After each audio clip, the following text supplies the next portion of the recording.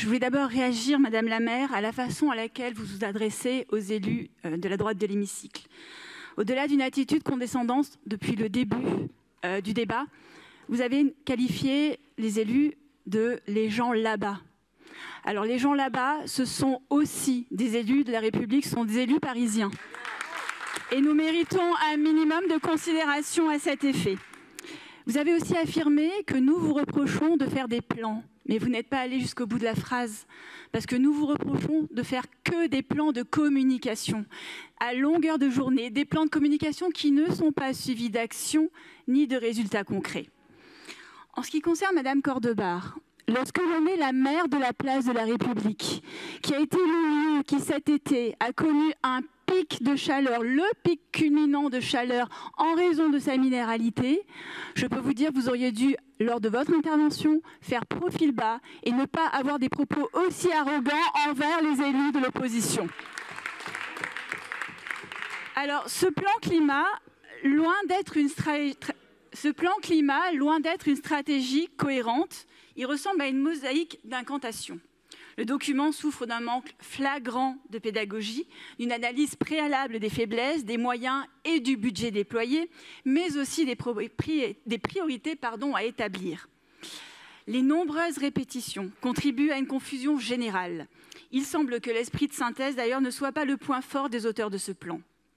Le plan climat énumère une série de promesses irréalistes, telles que la création des forêts urbaines, que je devrais plutôt qualifier de bosquets, la plantation de 170 000 arbres, plutôt d'ailleurs de jeunes pousses, et j'ai même lu dans la presse que vous considérez les glands comme des arbres. Alors c'est sûr qu'à 170 000 glands, on va peut-être y arriver.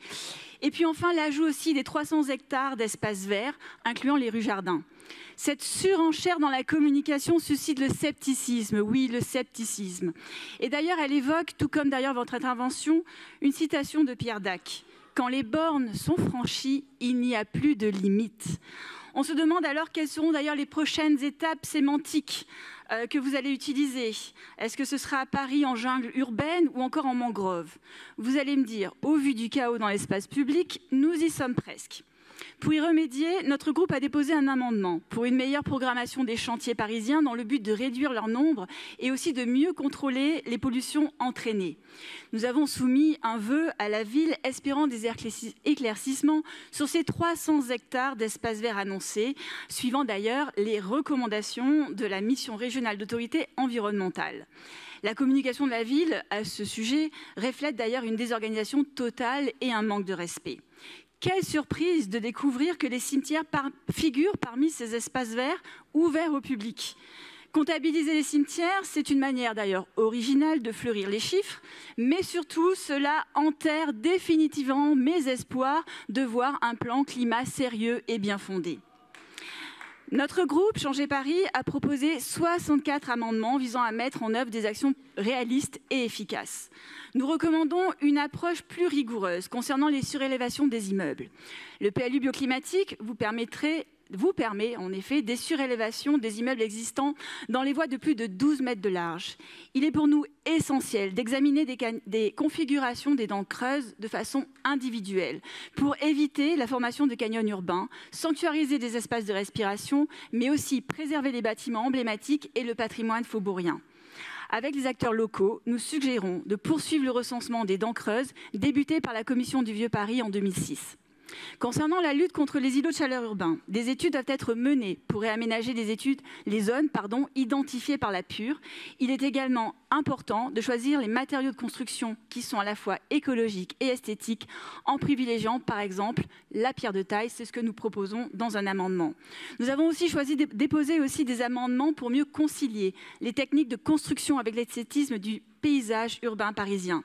Nous demandons aussi à la ville de dissiper les imprécisions quant à la hauteur des bâtiments et qu'elle respecte strictement le règlement des hauteurs et les gabarits définis dans le plan local d'urbanisme de Paris, limitant les dérogations à des cas très spécifiques, en cas de travaux de rénovation thermique ou de végétalisation de toiture qui viendraient légèrement, et je précise légèrement, dépasser ces plafonds.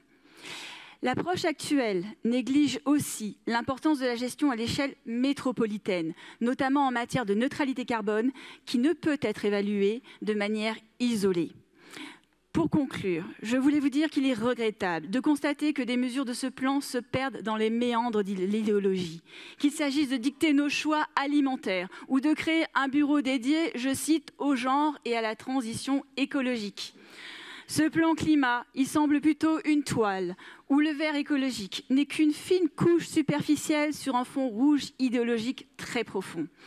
Mais cet écran de fumée écologique ne parvient pas à dissimuler aussi bien l'absence de progrès concret ni l'insuffisance de solutions pragmatiques. Je vous remercie.